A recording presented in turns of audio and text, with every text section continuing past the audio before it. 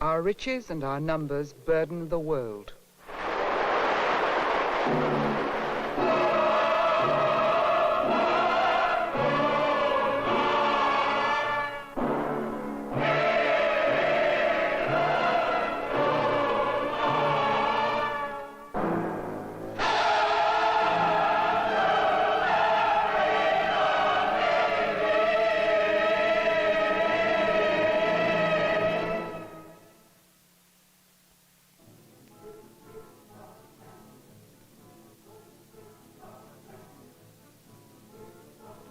If you remember the dramatic pictures taken by the Apollo flyers of the Earth, standing out in space all by itself, no one after seeing that could deny that the world is finite. Then it's impossible for people to go on saying we have an infinite supply of air, an infinite supply of water, an infinite supply of minerals. Man must learn to balance his activities in nature against the regenerative power of nature, or he is inevitably going to join the Tyrannosaurus in extinction.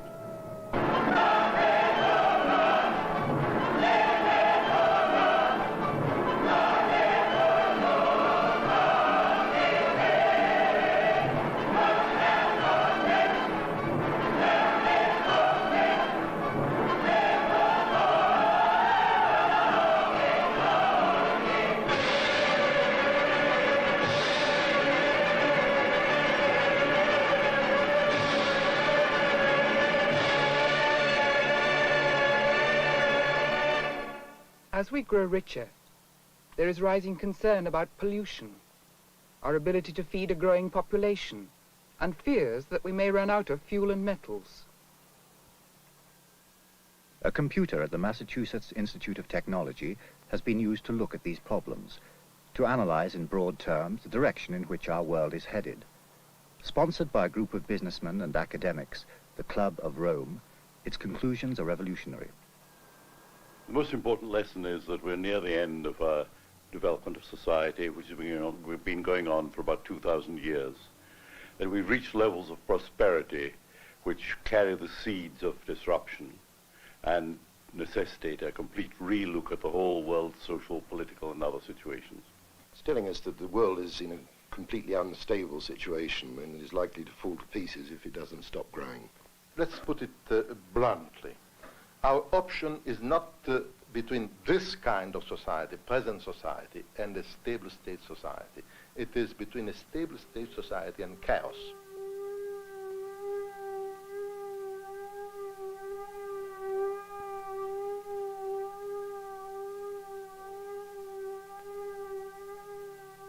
The world is 6 billion years old.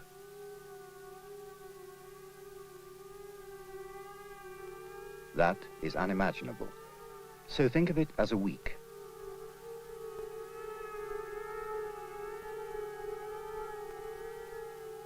All through Sunday and most of Monday, nothing much happens. Late Monday night, a cell divides. Life has begun.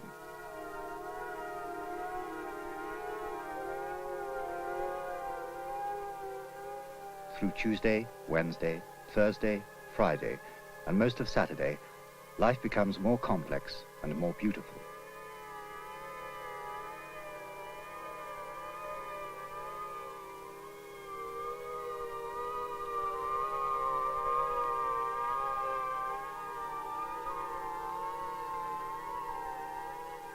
In a barren universe, life on Earth is being sustained by an increasingly stable and complex biology. At tea time on Saturday, it is the age of the reptiles.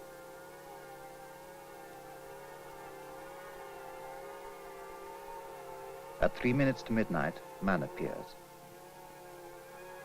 1 second before midnight, man the hunter becomes man the farmer. At 1/40th of a second to midnight, the Industrial Revolution begins. It is now midnight.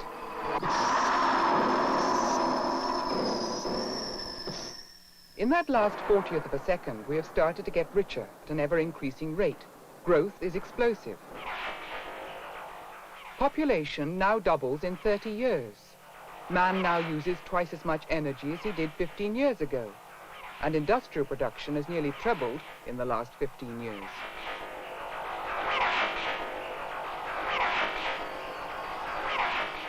During this program, men on the Earth will consume 200,000 tons of petroleum and 200,000 tons of coal, produce 2,000 motor cars, and use 400 million kilowatts of electricity.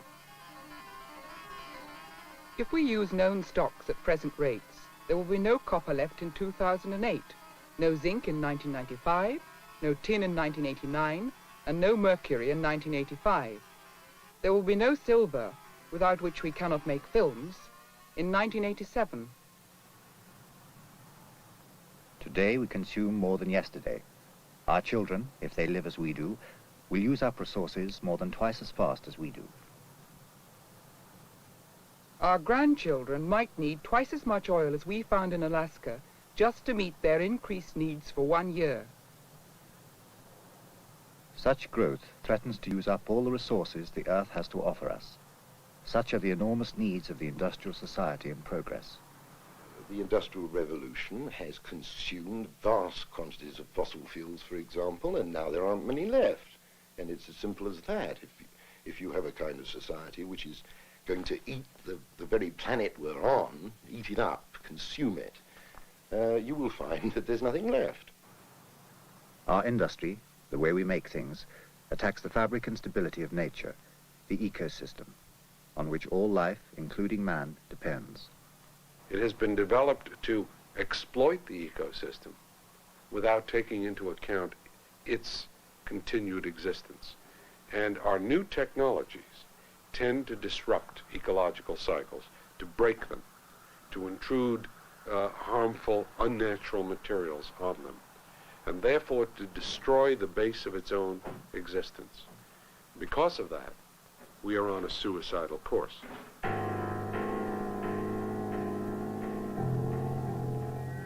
We are faced by dilemmas.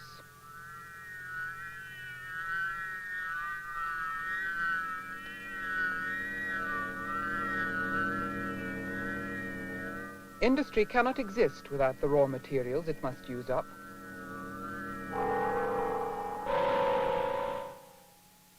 Nor can it function without the natural world that it may be destroying.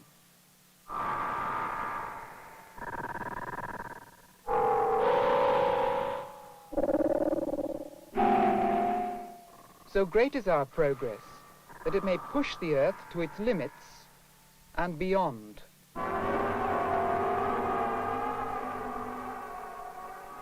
We threaten a confrontation with nature.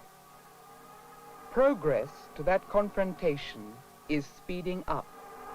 What we're really being told is that although nobody knows for sure exactly when it will happen or exactly what risk is the greatest risk man faces, scientists are fairly unanimous in saying that man does face extremely important risks. When global population is doubling every 33 years, when resource consumption is doubling every 20 years, no long-term view of mankind can proceed without first forming some preliminary answers to these questions. Professor Dennis Meadows, at a conference in Washington to mark the publication of his team study for the Club of Rome, The Limits to Growth, it concludes that economic growth always generates a crisis, that the road to riches is the road to disaster. Even if we solve problems like pollution, growth within a century or so would lead to widespread famine and social chaos. Dennis Meadows and his team used a computer. He explains why. With system dynamics, a methodology that we use, we organize the available information on the relationships in some system, and then we express these mathematically and put them into a computer to calculate the results. It's possible for men to perceive the individual relationships in a system, but very difficult indeed without any assistance from a computer to understand what their implications will be when they interact. At first sight, there doesn't seem to be much relationship between farming and industry, but industry produces pollution, and pollution affects crops. So a change in industry affects farming via pollution. The man-made world consists of a whole complex of subtle relationships like that. Change one thing, and it sets up a slow and complicated chain reaction. The equations in the computer define these relationships, so the computer can show how one thing affects everything else, not only immediately, but over many years. The runs on the computer show how these things would interact and affect man's future. They used the computer to see what would happen if man successfully tackled his obvious problems, if he grew more food, found more natural resources, and controlled pollution.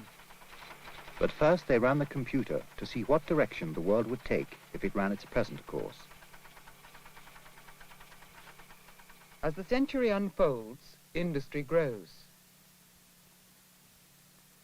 as does food production and population. But we're using up all our raw materials, the limited metals and fuel in the earth. These run out. Without fuel and metals for the factories, industry collapses. Farming has become highly mechanized, and without petrol and electricity, food production falls too. There's no food and massive unemployment, so the population falls. People are dying. Dennis Meadows explains. Because of the high population levels and the increasing industrialization, natural resources are depleted at an increasing rate, and finally they fall down to the point where the industrial system can no longer be sustained. What might this mean in human terms to the average Western family? Over 50 years or more, we get richer. We consume more and more resources.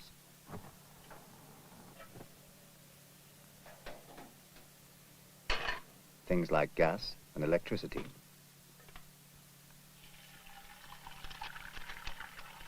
When essential raw materials like oil and copper run out, civilized life ends.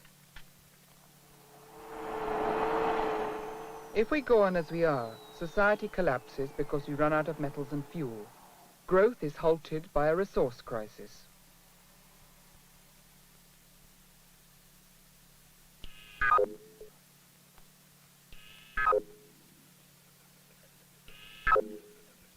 Science and technology could help us here. We might find new sources of fuel, use nuclear power, or harness the energy of the sun to replace oil and coal. Metals could be used more carefully. We could save and sort out our scrap. We might find substitutes for scarce metals. So they ran the computer to see what would happen if we solved the resources problem that caused the crisis in the first run.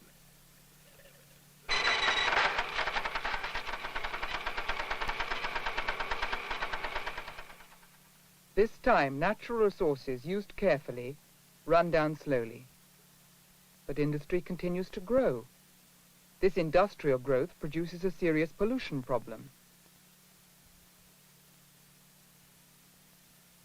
Pollution attacks both people and plants.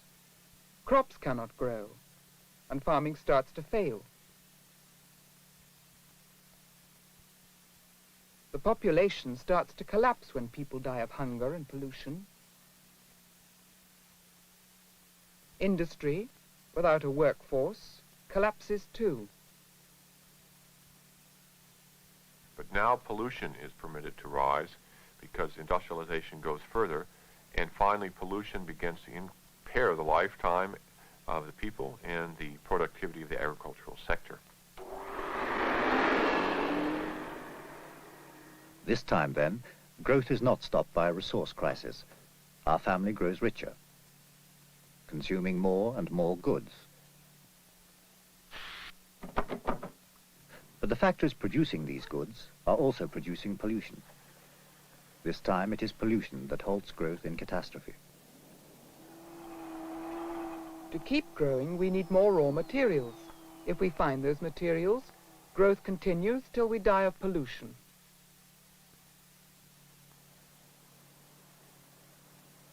But we could control pollution. Indeed, we are already beginning to do so. We know how to clean up our water and air. The pollution created by technology can be restrained by technology.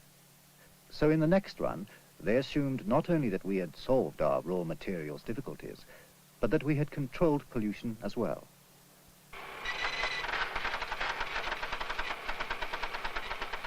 So resources still run down slowly. Industry can expand. Pollution, now controlled, doesn't become a problem. Growth is progressing. But this time the population grows so large that food becomes a problem. Food production cannot keep pace with population. People starve. And industrial society collapses. In this case, the land resources become insufficient. Pressure on the land begins to lead to land deterioration, and finally food per capita collapses and brings about a population decline. This time, the problem is food. Growth provides us with increasing wealth, but as the population grows, food becomes more and more expensive.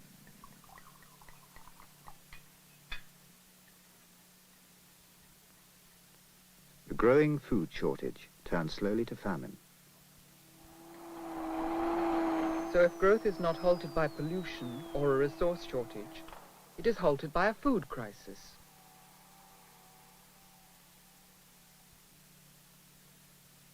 But there could be a solution to that too, the Green Revolution.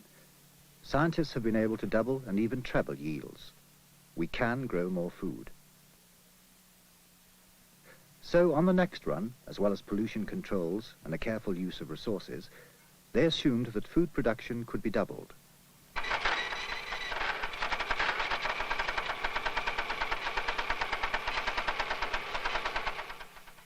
Resources, still used carefully, fall slowly.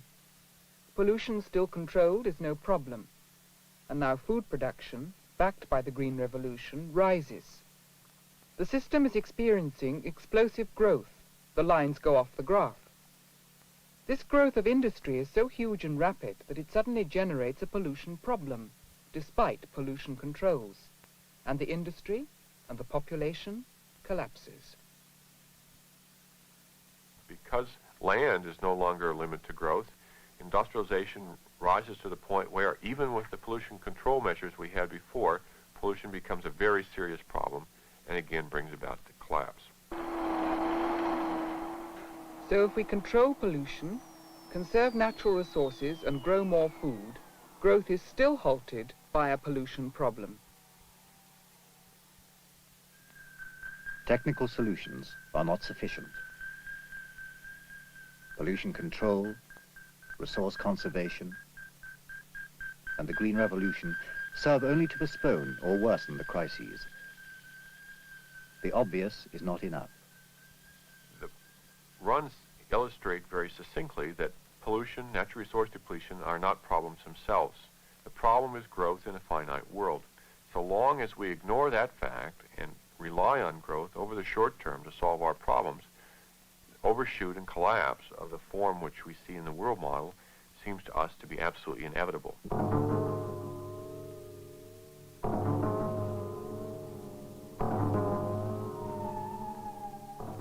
Famine, pollution, and scarcity are not really problems.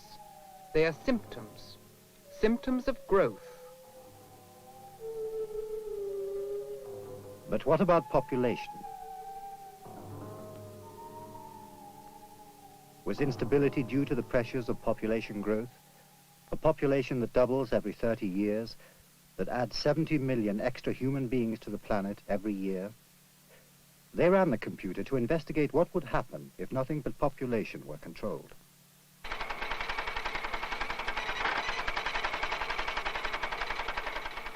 Population is stabilized, only 2 children per family. Industrial production and food production surge ahead, and pollution rises too. The system is growing. But again, industry uses too many resources, which run out, bringing down the system yet again.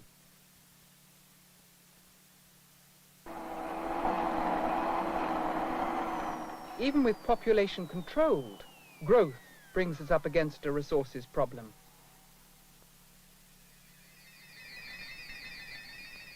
So population control is not sufficient either. They made other runs on the computer, different combinations of policies. However they juggled population controls with pollution controls, with resource conservation, with food production, the result was a breakdown. A breakdown that implies millions of deaths and the collapse of civilized life. What had been the reaction of informed opinion to this study and its bleak prognosis? Well, I think the study makes an important contribution to the environmental dialogue. It points up some of the fundamental issues that man is going to have to grapple with if he's going to survive and continue to improve his position on this planet.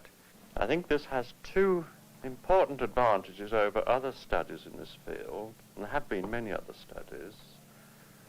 The first is that the computer allows you to handle a very complex situation, an enormous number of interrelated effects, so complex that one could not grasp all these within one human mind. But the computer can handle those easily and explore the way they react upon each other and how they evolve. That's the first point. Second point, I think, is that because you have to put it into a computer, you have to get all your assumptions out on the table. And that means that the thing is very precise, and if someone doesn't like the model or the assumptions, they can see exactly what bits they don't like and take those out and put their own in. Skeptics say forecasts of doom are the result of doomsday assumptions. Make different assumptions, change the equations a little, you will produce very different results. If you put nonsense into a computer, they say, you get nonsense out. I think that's a very reasonable response. The question comes, of course, is it possible to put something into the computer which can be defended as reasonable, which alters the conclusions? I'm rather confident that while in the precise nature of our conclusions, there will ultimately be made changes, that the general conclusions, the fact that growth has a tendency to resolve itself through collapse, those conclusions are simply not going to be altered by any reasonably defensible additions to the model. The computer does not predict. It sketches the direction in which our world is moving. It clarifies some of the conflicts between the natural and the man-made world. Nature is balance. Tamper with one part of it, and the complex and unexpected will turn up in another part. That is what the study shows.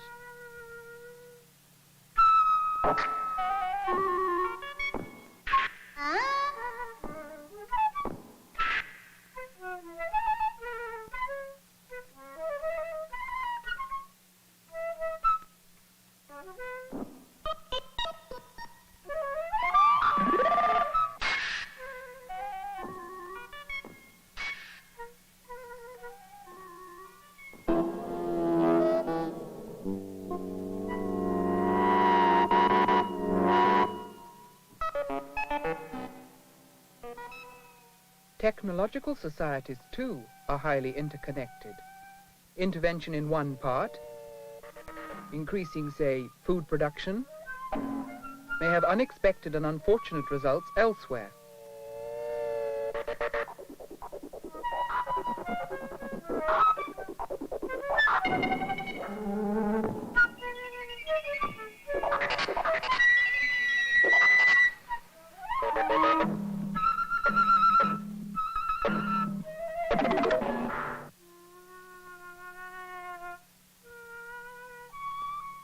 It doesn't prophesy, but it does give us a new way of seeing the world. It is showing us how and why some of our most serious problems interrelate.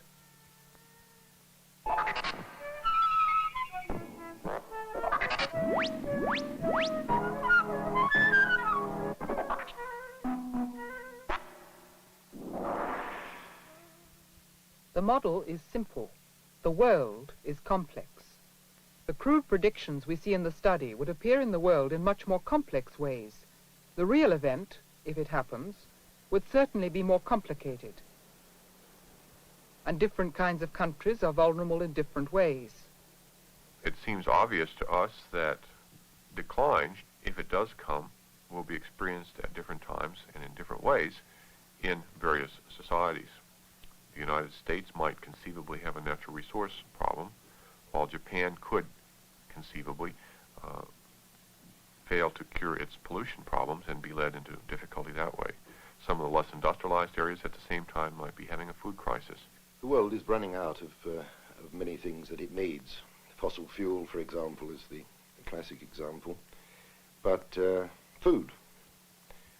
We are very, very short of food, and we have 2/3 of the world undernourished to prove it.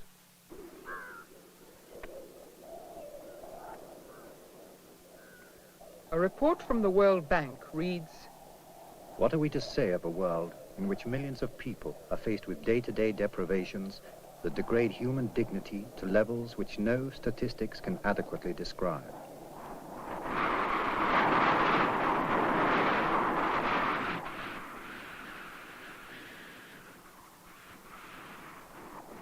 Many millions of people already starve to death in the world. Pollution is killing people, not very many. The health of a large number of urban dwellers is being decreased because of environmental deterioration. there is authoritative and growing evidence that we are polluting the planet. Generations will never see the sun. The year 2000 will be sufficient to melt the polar ice cap, placing most of the city in an irreversibly polluted situation.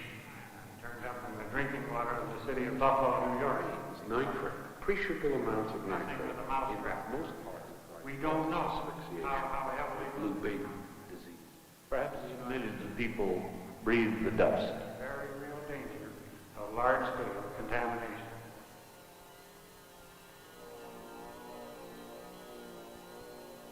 Is there evidence that the base forces shown in the model are already at work in the world today? Some would say so, and go further. See the symptoms of growth in Vietnam and Bangladesh, in crime rates, and the state of the world's great cities. You look at the city. In America already, the city is falling apart from the center outwards, so that you can't walk in the center of the big American cities without running grave physical risks. They're covered in concrete in cars. The poorer people can't get out of the center and therefore form ghettos. The problems are overwhelmingly bad. I would go so far as to say that the troubles we see are all part of this business of an overloaded society that doesn't know how to conduct itself any longer.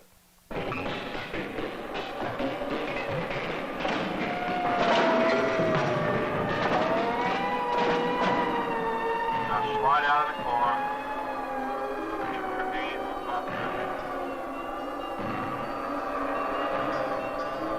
We have to begin to solve the problem of drug abuse in this country right now.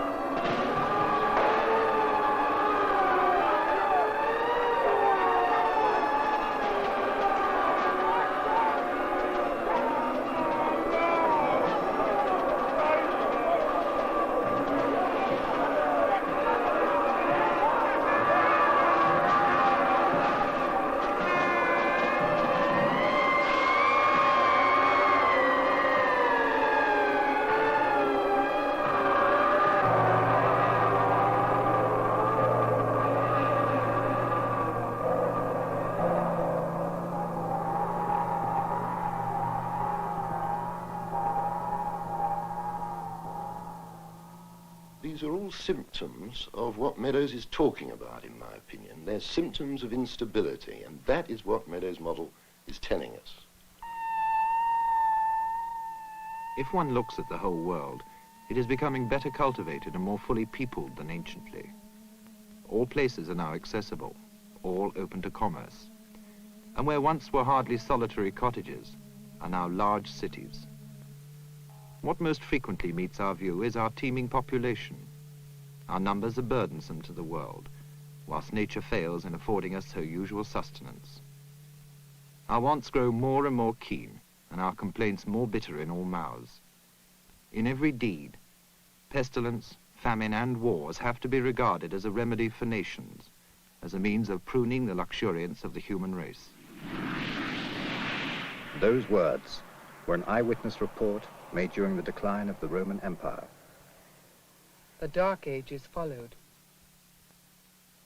If this study is right, then our society is threatened. No one knows when or how. But if it does mirror the world, if we can see in our problems the stresses of growth, then the world is unstable. Growth, it seems, has an awful logic. It is so obvious, in a way.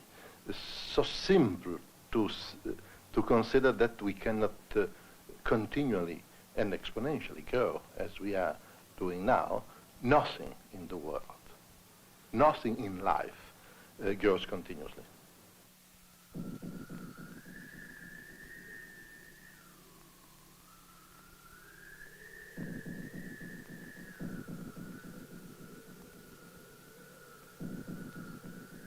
Growth leads to crisis. What then if we stopped getting richer?